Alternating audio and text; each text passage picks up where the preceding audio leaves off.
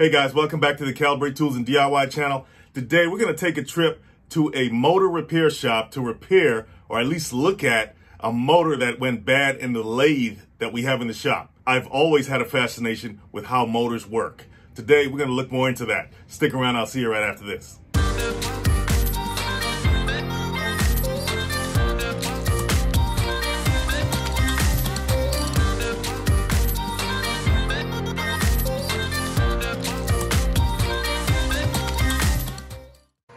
All right, guys, so we got an older lathe that we've been refurbishing in the shop here, trying to put it back together, but it's been cutting off after a few minutes of running. To be fully transparent, it's been sitting outside for a while.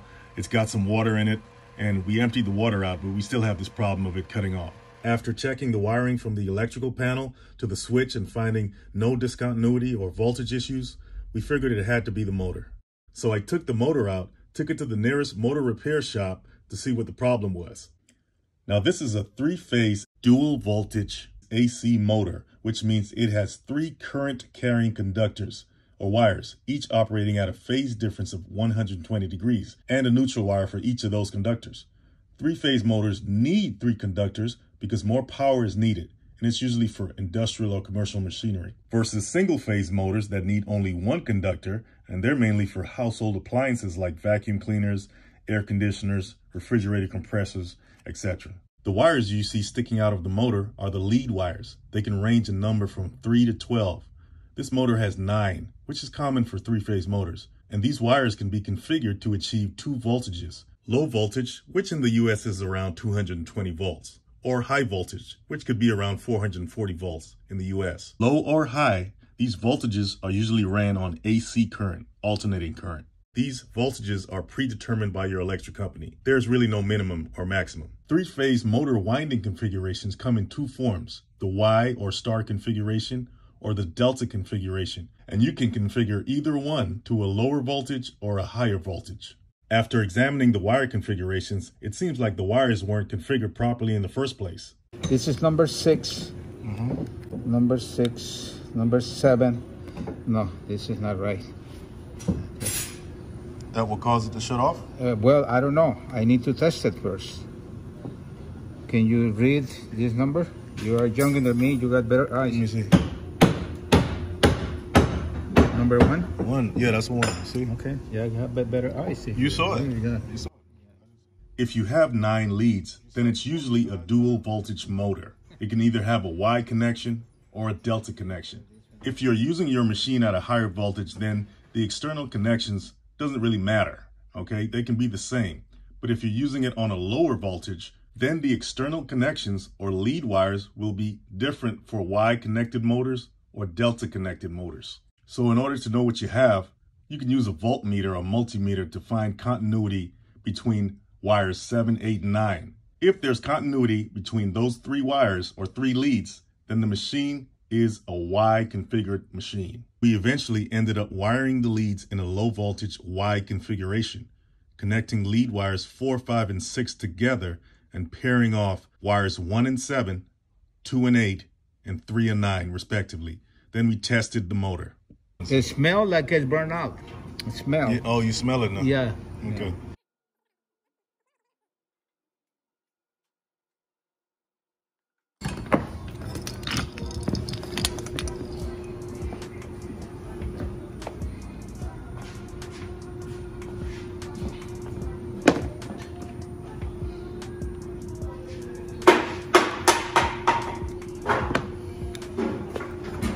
Yeah, the motor burned out. Burned out, huh? Yeah. No, it was sitting in water for a while. It was so. Oh, yeah. okay. Yeah, so it's gone. It's gone. Okay. So the water, what would the water do to it? Oh, the water and It would like what do you cause think corrosion. is water and electricity? Yeah, there's a winding like this. If you get water, the water is going to make shorts in the coils and the wires.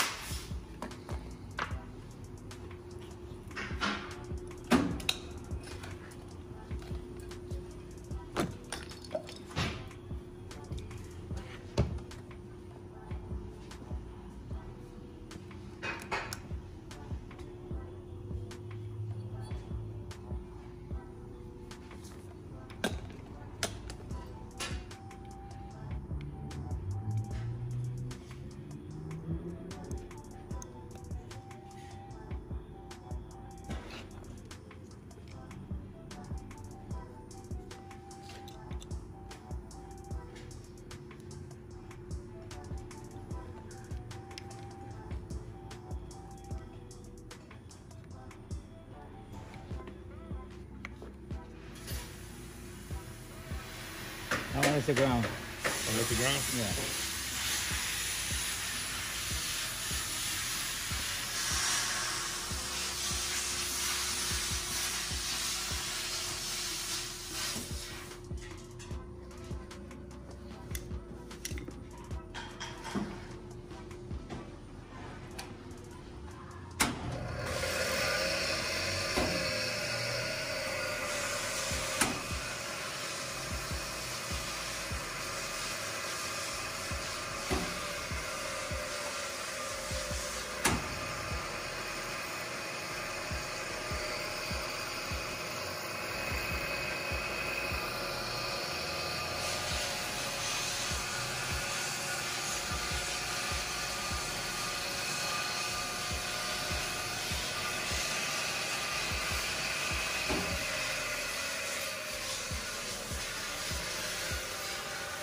Yeah, I smell burnout. It's running, but I think after a few get hot. Yeah. Yeah. Raulillo, hang on. You got a smell better than You got a better nose? Yeah. Okay. Okay, el nariz es más mejor que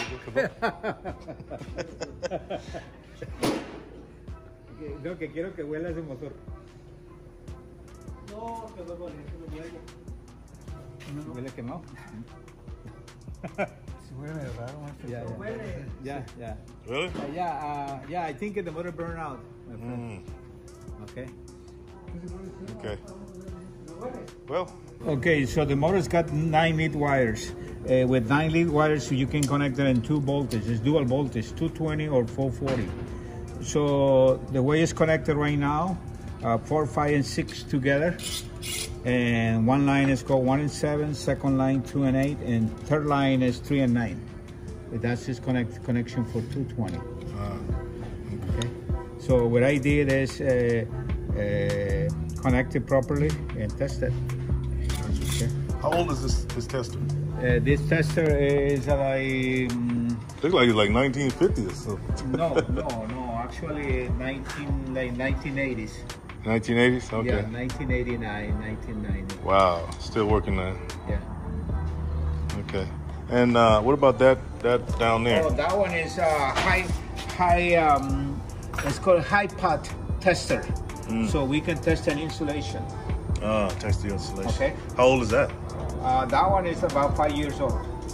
Oh, okay, so it's not that old. So the motor was burnt out, and I'm sure the fact that it was flooded with the rainwater from sitting outside for so long played a big part in that. In the end, we had the windings redone on the stator and most likely the rotor as well. We replaced the lead wires with brand new ones, and here it is installed back in the lathe.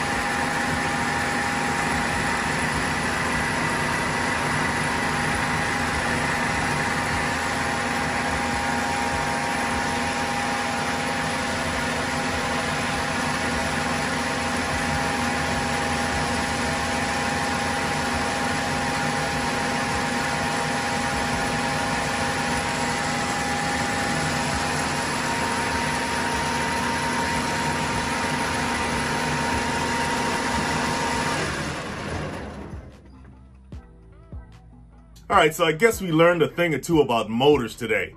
If you did learn something, please leave it in the comments. Maybe you want to give some advice. Maybe you saw something on the video that could have been explained a little more clearly. I love those kind of comments because it helps everyone, okay? So if you appreciate the video, please hit that like and subscribe, share, and I'll see you next time.